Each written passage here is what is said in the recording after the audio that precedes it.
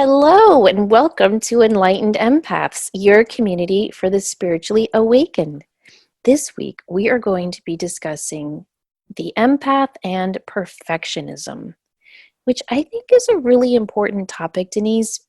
I think with social media and these Instagram celebrities and all this illusionary picture we're always given of how everything is supposed to look, this idea of being perfect is rampant in society right now. I agree. And I think that it's becoming even more and more so, especially, and I've thought about this from an age-related, like I had a lot of years of my life where this wasn't an issue, but then I see that the millennials and people under a certain age, this has been their entire existence on the planet.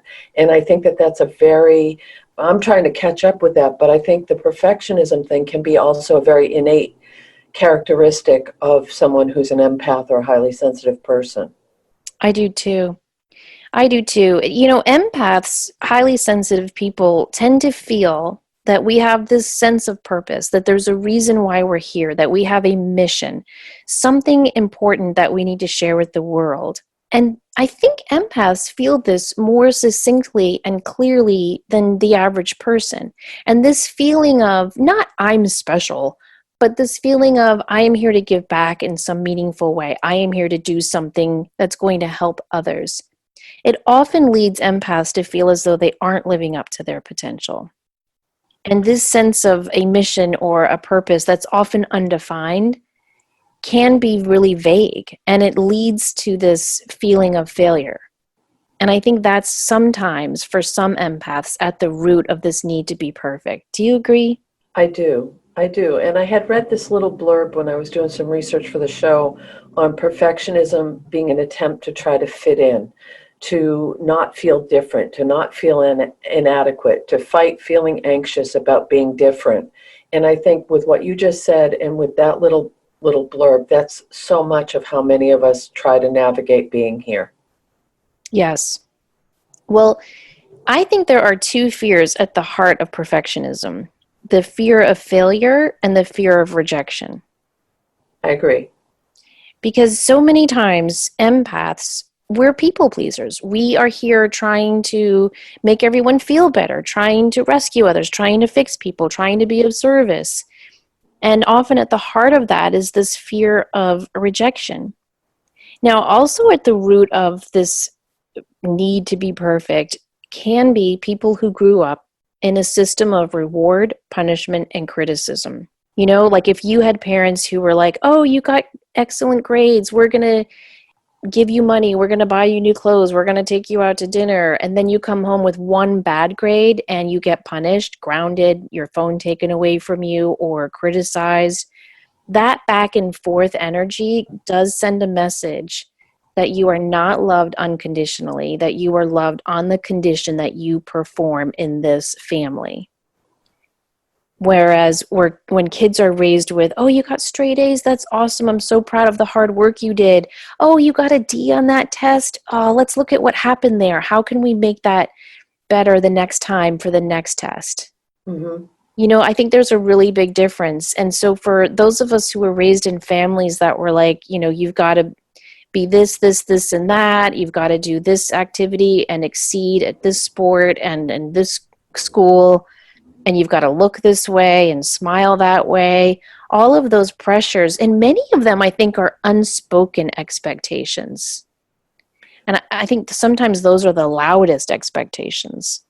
Equally, if you grew up where you were the person that was airdropped into a family that might be a little bit harsh or a little bit more thick-skinned or a little bit less understanding of what it's like to be, because I know even though I grew up with a family that was very open to intuition and mediumship and all of those things, it was still kind of that North Boston harsh criticism, ridicule kind of humor, which if you're a sensitive person, that can be debilitating. So I think some of us that may have grown up in a situation where it was toughen up or you don't wear your heart on your sleeve, we may have brought more of a sense of needing to have perfectionism as a protection mode. Does that make any sense? It does. It does. I do think this idea, this belief, this illusion of perfectionism is a form of protection, like you said. I think it can also be a form of procrastination. Oh, yes. I'm not going to start this. I'm not going to complete this. I'm not going to put this out into the world until it is exactly just so. That is spot on. And that's how my perfectionism manifests is I'll put it off, put it off, put it off, and then I'll like really buckle down and do it and it's fine. But it's that self-doubt, it's that it's not going to be good enough, I'm not going to be able to finish this. And but putting that extra pressure and stress and anxiety from putting it off rather than breaking it down and saying if I do a little bit now and then I can revamp it and then I can redo it. So that's a really, really good point. Yeah, and it ends up becoming a huge stumbling block into what we're actually trying to create and manifest for ourselves. I also think other causes of this need to be perfect does stem from social media pressures, Mm-hmm. illusions of perfect celebrities and role models, this feeling of everyone else's life is perfect because all we're seeing is what people choose to put online and it's not actually real.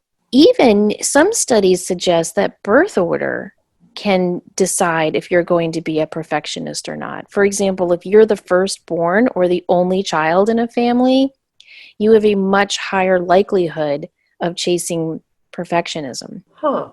Yeah, which kind of makes sense because parents put their all into the first kid. By the time the second and third and fourth or fifth come along, parents are tired and they've also become realist and they get that, okay, these children aren't lumps of clay that I can mold into my vision.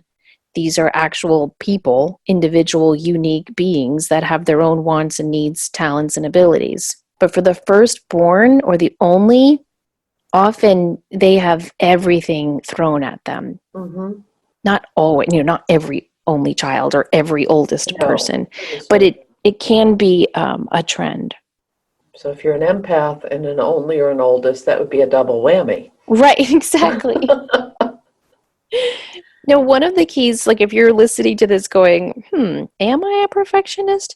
Some people are perfectionist in certain areas of their life, but not every single category of their life. So some people might put a lot of stock in their appearance. And so they will be perfectionist in terms of fitness or the way they dress or present themselves. Other people might not give two cares about how they look. They're more about how much money they have in the bank. And so their perfectionism is more towards career and success and material worth. Others are perfectionist in their family and they put a lot of value in their home and their children and their pets and that whole image. So you might be a perfectionist in one area of your life, not all areas of your life. And I think it's important, if that's you, to look at why did I choose that one area? Why am I so obsessed with my body, my house, my job, my bank account? Like, what is that saying about me? Is that where I feel my worth comes from? Those are very, very good points. Some symptoms of being if you have tendency towards a perfectionist personality, a lot of times there's a low self-esteem issue, and it might find in my self-worth from what I do rather than who I am. And that's huge. When we've talked about this before, as far as how we find value, whether it's through education or through how successful our business is or how, what we're doing for other people, which ties in with another symptom of being a people pleaser. But it can also be exactly what you said, that high sensitivity to criticism and rejection, which can leave us feeling maybe a little worthless or failure or stupid. And those might be the messages we're giving ourselves because of being so sensitive to the criticism. Maybe that mistaken belief that you can somehow control the outcome if other people just see you as good enough or smart enough or pretty enough, which kind of goes hand in hand with some codependent stuff. It really does. And then, that inability to really go with the flow of life and let go of the control. And that can sometimes be a catalyst for anxiety or depression because we're not allowing ourselves to really step into who we are, not what we do or how we present. And to enjoy all of those moments. I think perfectionists tend to live in the future. Being brave enough to make a mistake and know it'll be okay. And that's a hard one. Yeah, it really is. The main thing perfectionists need to work on is their own worth, because otherwise you're always going to be chasing after validation. And you have to ask yourself, who are you looking to get validated from? Strangers on the street? People you don't know online? Your family, your parents, your boss, your partner, your kids, your pets? I don't know. Who are you seeking validation from? And why is their opinion worth more than yours? Where do you get your sense of worthiness in your life? Right. And for so many of us, it's through being of service. Yeah, yeah. Which then leads down to a whole nother rabbit hole of being the fixer and the rescuer and the whole codependent thing you just brought up and not taking good care of yourself. Right. Which is huge. Very huge. Now, another thing that a lot of perfectionists do is they overemphasize their failures and they diminish their successes. I I don't really consider myself a perfectionist, but I do that. Mm-hmm. Like if I make a mistake, I will think about it for a very long time. I'll go over it in my head. I'll think, how could I have done that? How could I have forgotten that? Why did I say that? But if I have like a really nice success, I'll have a hard time celebrating it, and I'll feel uncomfortable if other people mention it or celebrate it with me. And I'm Hey, trying really hard to work on that. Like, I don't know if you saw on Instagram those lovely sisters, I'll maintain their anonymity. I think I just said that word wrong. that's okay. Those two lovely sisters who took our mediumship webinar. Oh, yes, yes, yes, Yes. Okay. And they sent us those lovely gifts. yes. Well, mine just arrived on Saturday because I took so long sending her my address because I'm terrible with emails. Anyway, Saturday I was having a conversation with a friend who was really going through this issue. Like she's just feeling like she has not lived up to her worth. And she kept saying, I just really thought that by the time I reached this age, I'd be so much further along in life.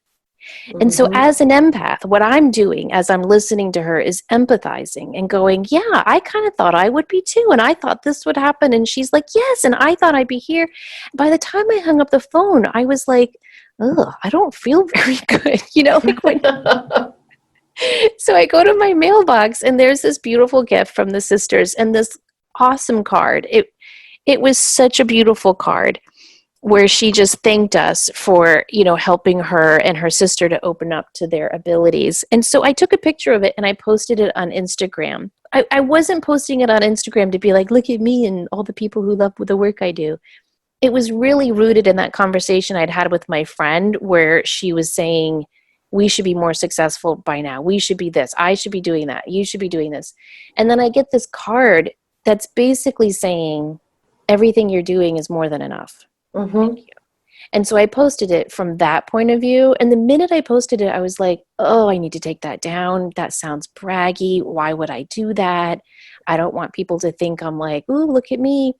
So that's my long story to say I have an issue celebrating my success. No, but that correlates beautifully with, and we've shared this with people in the class and with each other, is you do 5 readings, 4 of them, you hit it, you're getting good links, people are happy, everyone's in tears, it's fabulous.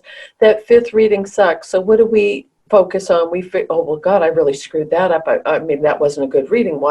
And we'll perseverate over on that one rather than celebrating those 4. Or, there's someone that I know who is an amazing, amazing chef and will make these beautiful meals. And then if has a fit, they'll focus on, oh, that souffle was just off. It should have risen more. It wasn't enough lift. It wasn't, and they'll just focus. And again, these are highly sensitive people that I'm myself and this person that I'm relating to. So I think that is kind of a form of perfectionism and kind of a form of it ties in with everything that we're talking about. And part of it is the self-esteem, but part of it is also we don't have that buffer that we need.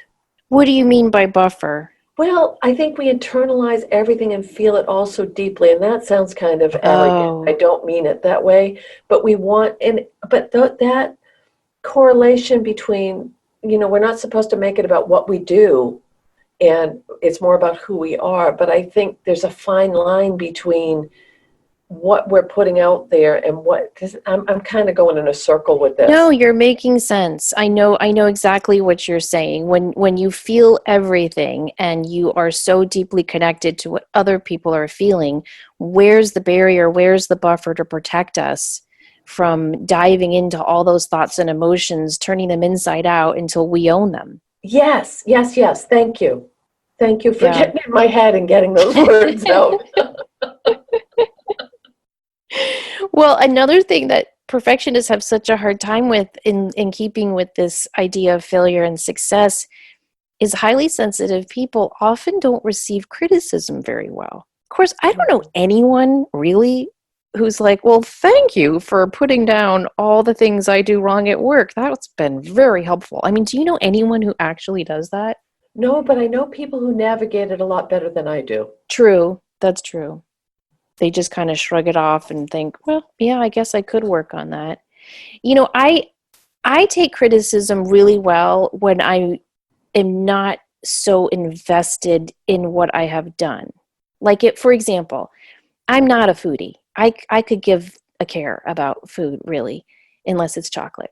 So if I make a meal and someone eating it is like, this is good, but it could use more salt, or I think next time add more cheese. I'm like, yeah, you're right. I totally should have done that. And I don't care. Hmm. But if I submit my writing somewhere and someone responds and says, this was good, but it hit the mark here, I carry that little knife in my heart for a good long time because I care so much about my writing. That makes perfect sense. Yeah. I Now, was looking through this website. It's walkingthroughtransitions.com, and they made this little quote just really struck with me. What perfection it does is the knife to many of them our most original and most intuitive ideas. It takes the knife to it, it cuts it up, it chops up. So what we're giving birth to, what we want to bring into the world, and that goes hand in hand because a lot of empathic people are trying so desperately to tap into their creativity. And if someone's listening to this and saying, no, I'm an engineer, I don't have a creative bone in my body, well, that's kind of crap because you do, you just use it in a different way. And I right. think that this little note about perfectionism being that knife that cuts through it is a really good way to think about it. Yeah, I do too. Well, it is just a strategy to remain in control. And I think when we start to realize that control is kind of an illusion in and of itself. I mean, there's very few things in our life that we actually have full control over. True. And I think when we start to realize that, we can start to let go of this fearful, anxious need to hold on and control each aspect of a certain situation until it is perfect and just so. I mean, again, at the heart of it is fear. But working on this issue as an empath, I think, is really, really important because being a perfectionist can have really debilitating effects on our emotions and on our personal and professional life. Because oftentimes, what perfectionists will do is they'll put high expectations not only on themselves, but on others. And then they'll go through life feeling disappointed by people and experiences. Okay, for example, I won't use any names, but there's someone in my family, and growing up, I would always say to this person, what do you want for your birthday? What do you want for Christmas? Oh, I don't want anything. I get enough all year long. Don't worry about it. And then I would actually believe that because I don't know. I think when words come out of your mouth, it's actually the truth. And then when the holiday or birthday would come around and I would submit like a homemade card or something, I would get my ass chewed out. So I think sometimes that's an extreme example, but do you know what I mean? Where like Yes. you'll have like a boss who's like super not a good boss, and they'll say something like, here's your new project, Denise. I want you to take this and run with it. And you're looking at the stack of papers going, okay, but where do I run? How fast do I run? Hmm. When do you want me to run back with it? You get no direction. You come back with what you hope is right, and they tell you it's totally wrong, not what I expected at all. You're doing this all wrong. Their high expectations of you hurt you it's hurting the job, and then it's hurting your relationship with the boss. So when you are a perfectionist and you put high expectations on yourself, very often you will project those, knowingly or not, onto other people.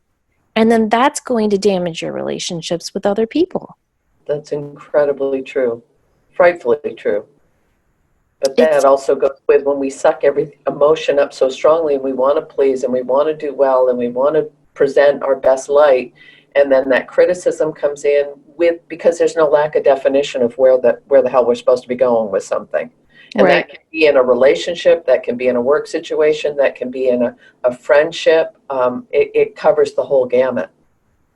I have a good friend who is not a perfection. Like, she doesn't have high expectations. She's a total realist, and I learn a lot from her. She's married to an engineer. He's a nice guy, but he just doesn't have a romantic bone in his body. He doesn't talk very much. He doesn't share emotions. He's just a good person, a loyal person. He shows his love through actions. But he's Mhm. not going to sit there and like wine and dine her and all of that. So in the beginning of her marriage, she said it really bothered her. And he would forget anniversaries and, things like that. So she was like, okay, I love him. He loves me. He's an amazing person. Okay, so he doesn't walk around, quoting sonnets all day. So what she does is before her birthday or, Mother's Day or a holiday like Christmas or what have you, she will put it in his phone, like alert reminders, and then she writes down three things she'd like and says pick one. So then she's stating her expectations very clearly, and she's not just hoping and assuming he'll get it right.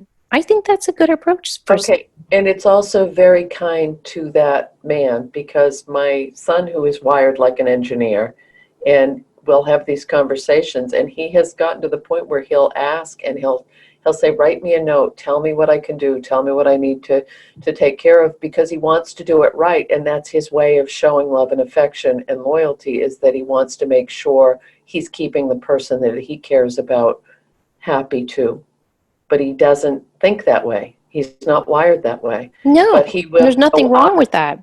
No, but he will go above and beyond to make sure things are mechanically running well or that things are, taken care of on that level, which is his way of expressing love and compassion. And you're right, it's a learning curve, especially if you're an empath and you're in a relationship with someone who is wired that way. Right. Just Um, having those lines of communication open and clear, and if you do have expectations, state them clearly and put them in writing. So, we're going to talk about some tips to overcome perfectionism. But before we do, we just wanted to take a moment and tell you guys about two classes that we have coming up. On September 6th, Denise and I are doing our Daytime Mediumship 101 webinar. It's already filling up really fast. I'm excited because we've got people from all over joining us for this daytime class, Denise. So I just think that's really, really fun. And I love meeting so many different people and watching from the first class to the last, and the camaraderie and the friendships, and but also just having a safe place to learn the skill set is incredible. Yes. Yeah, I do too. And so what you get in that class is you do get that sense of community. You receive a new partner each week to practice mediumship exercises with.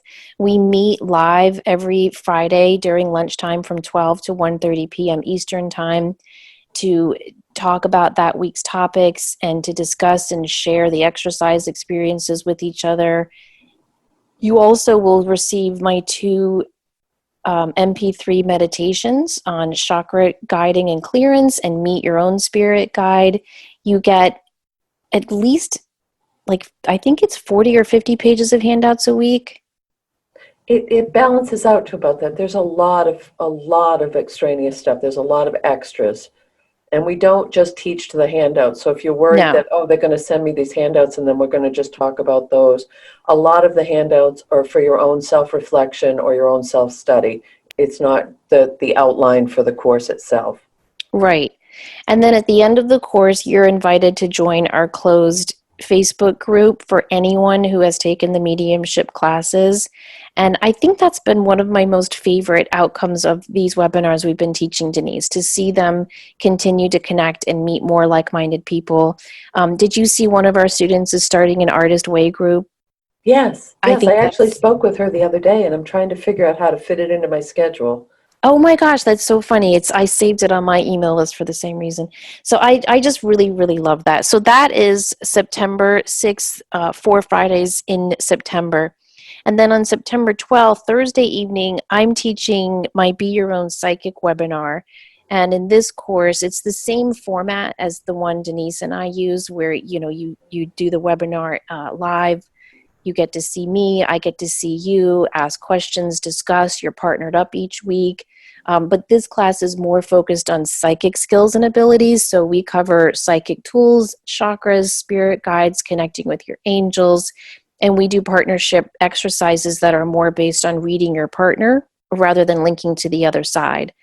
I do want to stress, because we get a lot of emails asking this question, the Be Your Own Psychic webinar that I teach and the Mediumship 101 webinar that Denise and I teach together, these courses are designed for the beginner. So please don't feel like you need to, I don't know, be a professional reader to take these classes, because that's not who this is geared toward. This is geared toward the person who thinks they might be intuitive, who may have had some precognitive dreams, who maybe are just really interested in all these subjects and want to learn more. And so everyone who takes these classes are beginners. Oh, and I've got the card. I'm looking through my notes. I've got the card. So I just want to read quickly what these sisters said about the class. Denise and yourself held us up, stretched us past where we thought we could reach, taught us how to partner and lean on each other for support. We discovered things we did not know we could do. We will always have these tools now. You have both given us an amazing foundation. Like, isn't that why we do Oh, this? that's so lovely. I know. It made my whole week. I just Well, loved it. they're lovely. Both They of the are. women are very lovely and really good mediums too. Oh, yeah, for sure. So we hope you guys can join us for one or both of those webinars. It's just really, really a great foundation, as I just read in that card, for jumping off into your world of intuition and linking in with the other side. In addition, if you have some time, please subscribe to our show on iTunes and review us. iTunes is doing something funky with their categories. So now our show is thrown into religion and spirituality. It used to just be spirituality, but now it's tossed in there with religion. So I don't know how people are going to find us, because we'll never compete with like the Joel Osteen podcast. You know what I mean? No, nor should we. No, nor Totally should we. different, right. Totally And different. and someone mentioned that it's showing up as a double. The shows are listing doubled on iTunes right now, and we are working on that as well. Oh, that's strange. Yeah, so It's iTunes very doing strange. something funky. So if you Yeah. guys have some time and you can subscribe or leave us a review, I think it'll help us get the momentum back that iTunes has kind of messed with. But we are also on iHeart and Spotify. And Oh no, Google no, I'm Play, sorry, YouTube and Podbean. Spotify. Oh yeah, we're all over the place. And if you just go online and Google Enlightened Empaths, it's going to bring you to a whole bunch of different places where you can find us. Yes, exactly. And my website is samanthafay.com, and Denise's is thegratefulmessenger.com. Oh my gosh, Denise, you can edit this if you want. But I just think it's so funny that when you got your abbreviated card and it said the Grateful Mess. Yes, I laugh because I thought, I'm not a hot mess, but I am really a grateful mess. And I have just, every time I look at it, I laugh because it says D. Carell, grateful mess. And I thought, yes, I am, damn it. Which is a perfect antidote to perfectionism. Yes, We have to accept that sometimes we are a grateful mess, and that yes. is okay. That's brought me so much joy. As silly as it sounds, it's just every time it cracks me up. Me too. I have told that story to so many people. Okay, so one of the things that makes an empath so susceptible to perfectionism is that we notice everything. We notice details and specifics that other people don't see. Like, we'll see a small stain on our shirt or the smudge mark on a report we're turning in, or we'll notice a minor spelling mistake or a trail of dust on the TV console. But we also see the needs of others when most miss these cues. We notice when a friend is looking sad. We pick up on the tightly hidden frustrations of a coworker, or we see if we say something and it makes our friend upset. We pick up on that. Even if the friend is like, no, no, it's totally fine. I get it. All of those subtle things that we are picking up on are making us hypersensitive to any illusionary flaws in our life and the lives of those around us. And that's when we start to look at our sensitivity as a strength and embrace your empathy, embrace your creativity, embrace the fact that you think about things really deeply. You make it more into a superpower rather than a debilitator. That's a really good point, to change the way you look at your sensitivity instead of, oh, you're so sensitive, and seeing it as, yeah, I'm so sensitive. It's so great to be tuned in and to catch these things that other people miss. Yes. Now, here's I just have a little quote from a website called 6seconds.org. They say researchers at York University studying the effects of perfectionism find that perfectionism limits people. Anxiety over mistakes may ultimately be holding some perfectionists back from ever achieving success in the first place. Do you know what perfectionists are less than perfect at? Self-compassion. It's one of our biggest weaknesses. We fail to give ourselves the essential space to learn, grow, break, and heal. And I just thought that was such an important quote because that is the antidote to perfectionism, is self-compassion. It and it really, really makes a huge difference because when you treat yourself with compassion, physically it helps reduce stress. It helps you become more resilient. It also can help you really cope with that failure and criticism stuff. But one of my things right now is self-acceptance. Like truly accept yourself as you are, where you are, who you are, and just find a way to embrace that without comparison, without self-doubt or criticism, because I think that's the key for so many of us to be able to go to the next level and do what we came here to do. But until we can reach that place of self-acceptance, we're going to keep going around that barn until we wear ourselves out. And love ourselves proudly with all the grateful mess that we are and all the potential that we can be. There's one memory that stands out when I think of that. After I had 3 kids in 4 years, so I was not rocking a bikini body when my kids were young, right? Nor am I now, I should add, but definitely not then. I still had my baby weight and I felt shameful about it. I Mm-hmm. really did. I felt there were so many images. I mean, and my mom was actually a really big help then because my mother was always, thin and always into her fitness and body and all of that. And she would say to me, after I had all these kids and was dealing with the extra weight, she said, I feel so bad for you girls today because when I was having kids, it was kind of an anomaly to be back in your jeans, within a year or two of having your child. And she said, Right. now you look at TV and magazines and you're supposed to be back in your pre-pregnancy jeans in 6 weeks. It's insane. Mm-hmm. So I'm wearing my little Land's End skirted swimsuit to the beach every day with my 3 little babies. And of course, my dear friend is a fitness teacher and is rocking her bikini body.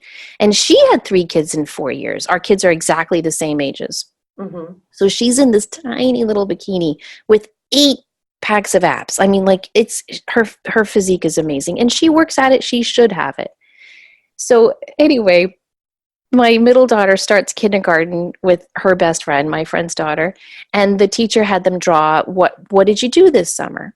So she and her friend draw a picture of all of us at the beach because that's basically what we did was go to the beach every day. And they both drew all 6 of them and then the 2 moms. And they put my friend in this little tiny bikini with like the 3 triangles and then me in a black dress, like to my ankles. I swear my skirted swimsuit did not look like that. But this is how these two 5-year-olds drew it. And of course, the teacher hung it up outside the classroom, as they do.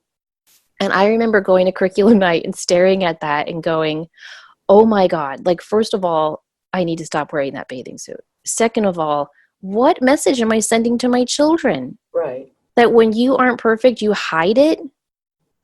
And so Right. I never wore a skirted swimsuit again. And nor should you. Well, I don't Well, know. Some people you know, might go, put that skirt back on, lady. but But that's I a didn't. cultural thing for the States too. That's a United States cultural thing because That's true. in other Old Orchard Beach in Maine, we have a lot of international people come. It's a very touristy spot, and people will come from other countries that may be overweight or less than perfect bodies, and they're wearing thongs, they're wearing mini bathing, and they're comfortable. It's summer, it's hot. This is what you wear. But people who aren't used to other cultures who are more accepting of their physical shape will ridicule and condemn and say, "Ooh, she's too fat to be wearing that," or "What is he thinking wearing that Speedo?" Because it's not our culture. Right. Um, Right.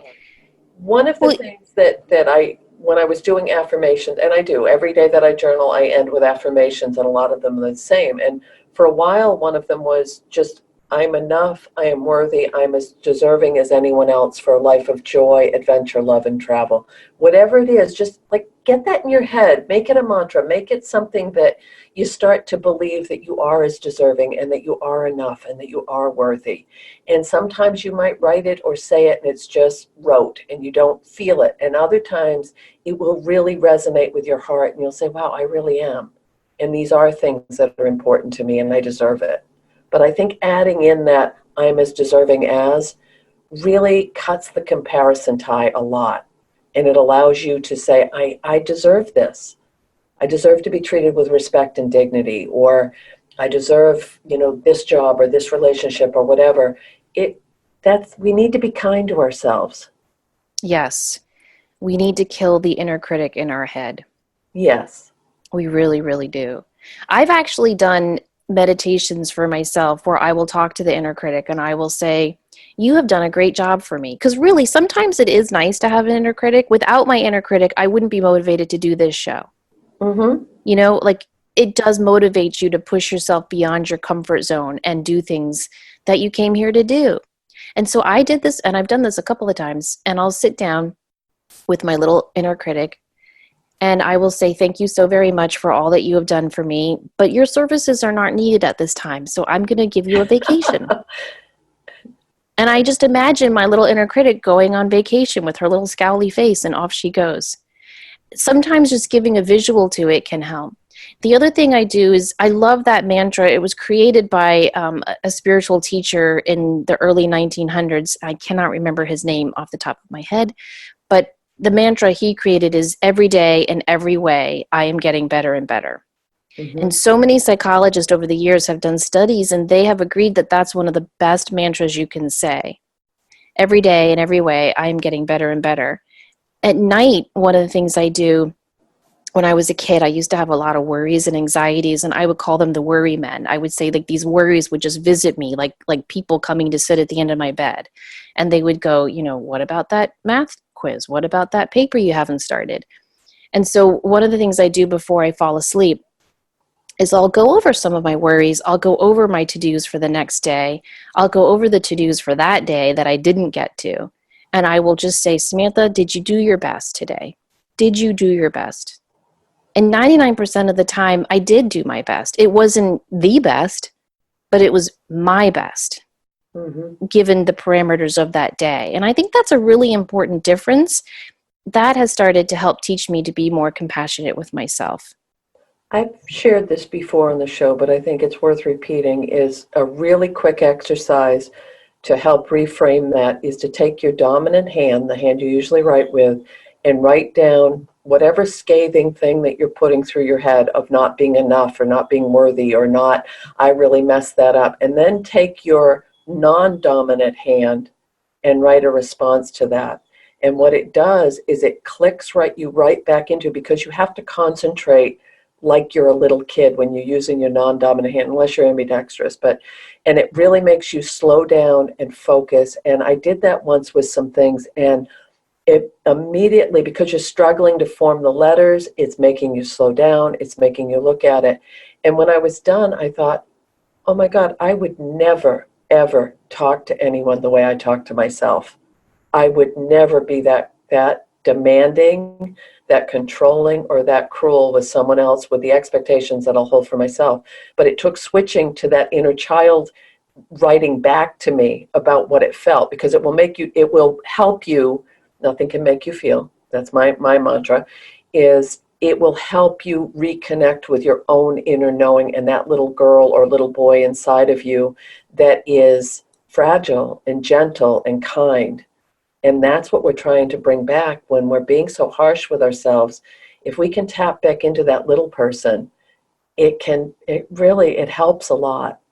I couldn't agree more, because really, if you think about it, you might be surrounded by a wonderful family, friends, a supportive system at work, but at the end of the day, it's ourselves that we live with. It's us. We ourselves is all we have.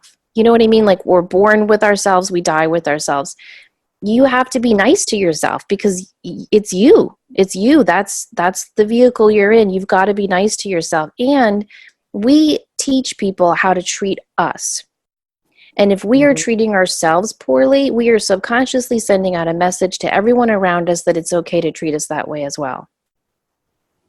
So Yeah. it's an important life skill, if not the most important life skill, to learn to have compassion with yourself. Something else I wanted to bring up is this tradition in many cultures throughout art to add an imperfection into the artwork you are doing. Like, for example, Hopi and a lot of other Southwestern Native Americans will deliberately sew a flaw or an imperfection into their work as a reminder that we aren't perfect, only God is. Mm-hmm. The When Amish will do that as well.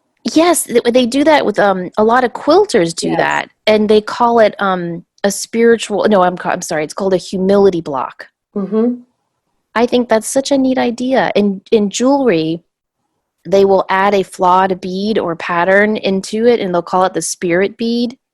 Even the National Cathedral in Washington, D.C., was built with small architectural flaws that illustrate that God is only perfect. I did not know that our National Cathedral had some flaws. I did not know that either. Yeah, the ceiling that arches over the main aisle, it doesn't meet perfectly in the center. It's off axis. And then Right. the choir stalls along the nave of the church are not perfectly aligned. In Japan, this is called wabi-sabi, where they deliberately put an imperfection into their art. It's been practiced since the 16th century. And their view is more the way they come at the wabi-sabi. It's to remind us that there is beauty in imperfection. So our goal as empaths is when we complete the needlework or the quilt or the table or the painting or the project is to focus on, wow, look how successful I was to complete this, not, oh my damn it, look at that stitch that's in the wrong place. Exactly. And I And do love that. What is it again? The Japanese wabi-sabi, I'm probably wabi saying it sabi. wrong, but No, but phonetically, how that's, fun is that? How fun is that? That's a great little word to play with. yeah. Yeah, anytime you mess up, just go, oh, wabi-sabi. And yes, I will. Well, and I think it's important, too, to kind of push yourself even when you don't feel comfortable with your imperfections. Like, you guys might know from listening to the show, I love to draw and paint. Am I good at it? No, but I love to do it. And I remember I did this one little drawing that I really, really loved, and it had one of my favorite quotes on it. It's the impossible, just the word says, I'm possible. You know that quote? Yes. So I did that. And I wanted to make it into cards, and so that I could use that when I was like sending thank yous to clients and whatnot. So I take it to Kinko's and I'm like, hey, I'd like to turn this, little drawing into a card. How do I do that? And she goes, oh my gosh, this is so adorable. How old is your daughter? Oh. Denise, I wanted to like crawl out of that store. And instead of saying, "Oh, actually no, I'm in my 40s and I did that." I said, "She's 7. Aren't I'm so proud of her." But I still do my little drawings and I've started posting them on Instagram even though I know they're not great. It's just my way of saying, who the f cares? this Right, is this is how I have fun. This is how I enjoy my off time. Here it is. Here I am, world. Accept me with all my beautiful imperfections. And I think it's good for every one of us to do that, to just put ourselves out there even when we don't feel perfect. right. And to reframe things that we might see as mistakes as opportunities. They're not failures, they're opportunities, they're stepping stones, they're helping us get to that next level. Yes, exactly. Reevaluating your perceived failures is a really good strategy to start to hack away at perfectionism. Also, starting to focus on the big picture, especially if you're trying to work on letting go of a bad habit. Like, let's say you're trying to eat healthier and you're doing great for 6, 7 days. And then on that eighth day, you eat a lot of cookie dough. Gee, I have no idea what that would be I like, but let know, me I try and can imagine. imagine. And then you feel so bad about yourself. Look at the big picture and focus on the fact that you did really, really great for 6 or 7 days and think, okay, bad day, but tomorrow I'll be back on it. So trying to refocus on the overall goal that you are trying to attain and not nitpick yourself for the little failures and challenges along the way. It's also a good idea to look at how you handled challenges in the past. When you had obstacles in your way, when you had perceived failures, how did you handle it then? And start to pat yourself on the back more for how you did handle some challenges. How did you navigate yourself out of that and go, that was really hard looking back on it and I did it. I made my way out of that. And if I did that then, I can do this now. And it's also a really good tool to fight perfectionism and to honor yourself is just slow down. Take the time for yourself, even if it's 5 minutes alone, but also take time for the transitions between aspects of your life. So, what you're a good example, Samantha. You drive, your hands are glued to the steering wheel a lot of hours of the week. But from what we've chatted about, you've found ways to fill that time with listening to things that are inspirational, with taking times to sort things out in your calendar, to like you being useful at the time, but it's also a quiet, reflective time. So working those little aspects into your day can make a huge, huge difference in uh, always having that bar so high that you can never jump over it. Yes, slowing down. And if you think, well, I'm not a huge fast-paced person. I don't really need to work on that.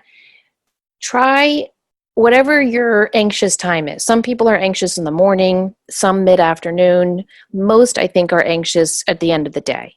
Would you agree? Like as they're laying in bed and trying to fall asleep. Try listening to a guided hypnosis meditation and see how your body reacts. If you're laying in bed and you're listening to someone say, and now unclench your fist and relax your jaw, and you're kind of fighting it or your head is racing, that's a sign that you're going too fast through the world emotionally. I don't even mean physically. And don't judge yourself if you can't relax and focus on the meditation. Just take it as a reminder of, oh, I need to do more of this, maybe in smaller chunks, but start getting into that pace of just slowing my mind down. Because I think so many empaths live in their head a lot of the time. And so Yes. it's not just slowing down the pace of your daily life, but slowing down the pace of your mind and your thinking life. I did You that in the middle of the day the other day, which I don't usually do. Had all this stuff out of the blue, unexpected, very stressful.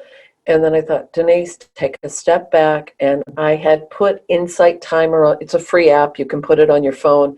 And I found like a quick little 15-minute, very beautiful nature sound kind of thing. And I put in my earbuds and I just did deep breathing and I listened to it for 15 minutes.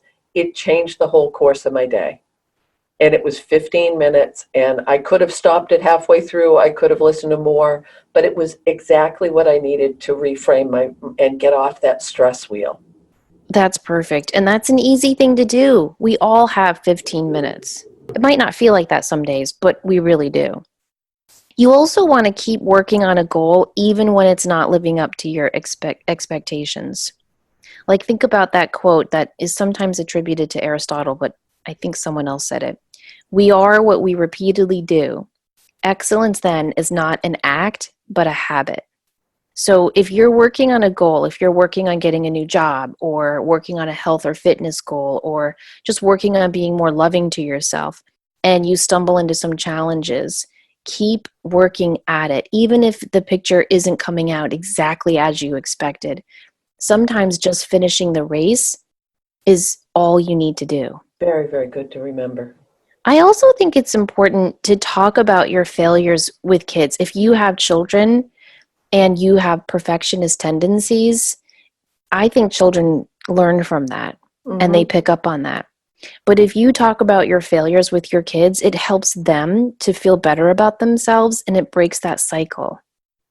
I have found that my kids crave my funny failure stories. Like they'll ask me to tell them all the time, Mom, tell us about the time you walked into school late on your first day of high school and the principal stopped the entire assembly to stare at you and point out that that's an example of why you shouldn't be late to school. Oh, well, that's hell for an empath. Yeah, I know. They love that story. And fortunately, I have a lot of stories like that to share with them, but it makes us laugh and it makes my kids realize that, look at Mom, she's okay and she had these stumbling blocks and she survived. I will too.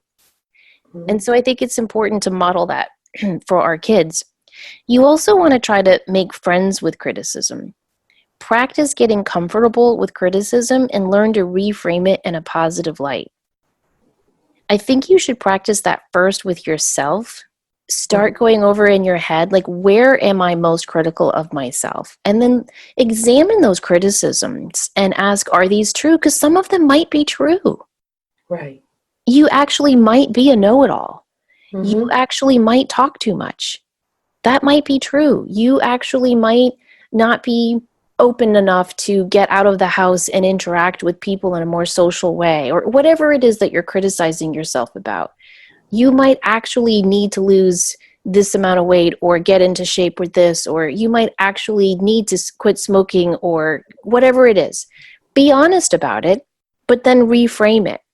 Okay, yeah, so I need to stop being a know it all. What can I do about that? And how has being a know it all served me in the past? How did that make me feel safe?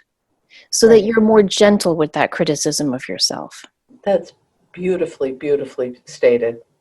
I think Is it? that's so, so important. I think it could be more perfect. And on And that happy note, finally, really practice nurturing yourself as you monitor your inner voice. Schedule time off for yourself. And remember, what we are after here is progress, not perfection. I have one quick story before we end. I was doing a meditation, trying to link in with my guide, and I was really, really frustrated over a situation I'd been working on for a long time that just wasn't getting anywhere. And in my meditation, he shrugged his shoulders and he goes, you can finish it in the next lifetime. Like, don't worry about it. If you don't tackle this karmic goal in this lifetime, you can do it again. And it was mhm, just this reminder of, we're not here to be perfect. We're here to make progress on our lessons. We're here to make progress on our purpose. We're here to make progress on our mission. We aren't here to be perfect. Nobody is expecting us to be perfect except ourselves. Well, we hope this has given you all something to think about. If you are struggling with perfectionism in your own life, we'd love to hear from you.